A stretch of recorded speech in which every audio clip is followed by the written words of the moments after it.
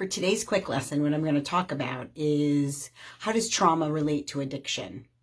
There's a bit of a misunderstanding out there.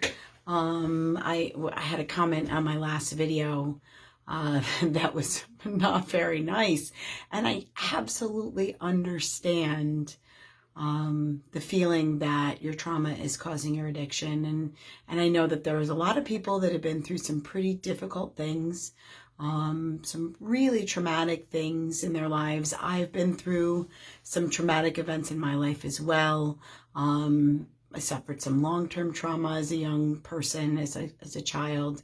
A lot of people have those issues. But if trauma caused addiction, if it caused heavy substance use, then every single person that ever experienced trauma would end up addicted. I mean, cause is like I clap my hands behind your head and you're going to blink. That's causal. That blink is, the startle reflex is caused by the loud noise that you didn't expect behind your head, right? I mean, we use in the book a lit match to gasoline fumes. That will cause an explosion and a fire every single time.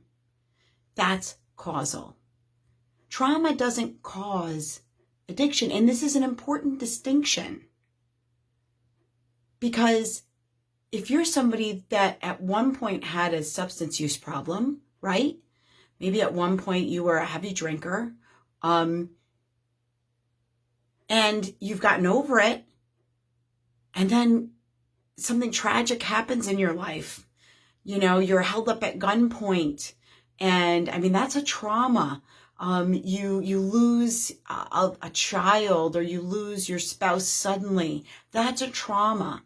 Or something else happens to you that's traumatic to you. Then you're going to be using substances again, and you won't have a say in it. If it's causal, right? Trauma does not cause addiction. There is no research that backs that up. None at all. It sounds good. It sounds sexy, right? It can't, it's not my fault. I had trauma, and I need to fix my trauma. I'm not sure what that looks like, quite frankly. When anybody ever tells me I've got to fix my trauma in order not to be using substances heavily again, I'm like, what will that feel like to you? What will that look like in your life if your trauma is fixed? Because we can't go back and change the past.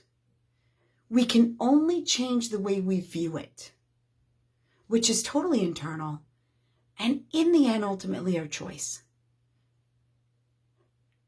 And certainly going to see a therapist that specializes in trauma, it can be helpful.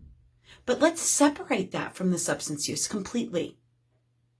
Let's separate it completely. Even one better. Let's look at it like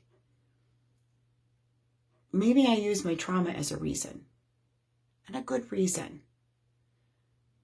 Then if my trauma is a reason, then what do I think the alcohol or the heroin or the cocaine is doing for me that some way helps my trauma? Let's look at that part of it. Because if trauma is a reason, then we must think that in some way, shape, or form, the substance that we use heavily is helping us.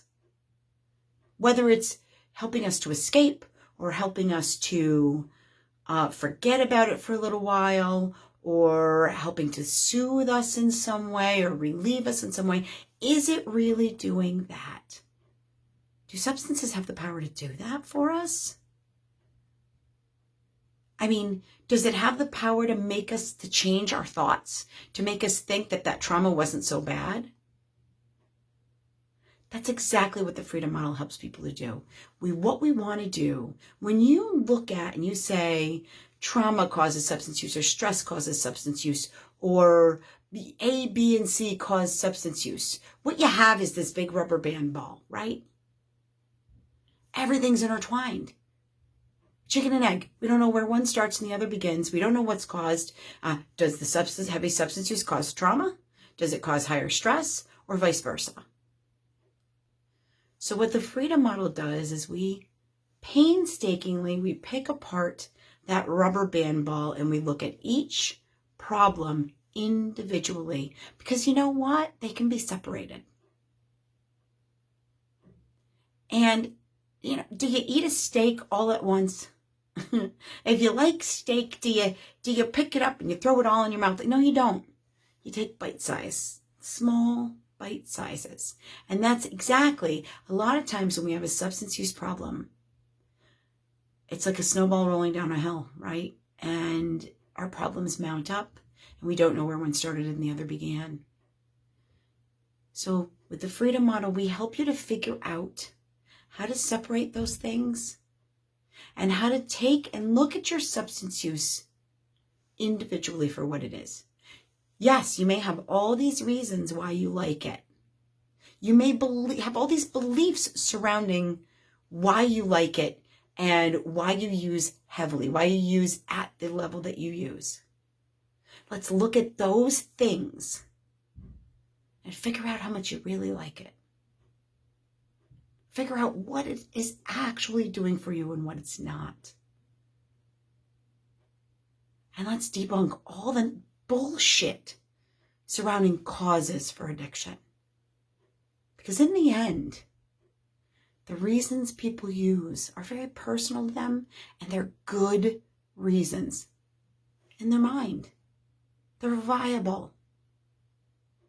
So the key is to address those reasons directly and figure out if you can change your preference, if you can be happier doing something different. And that's my quick lesson for today. Thanks for watching.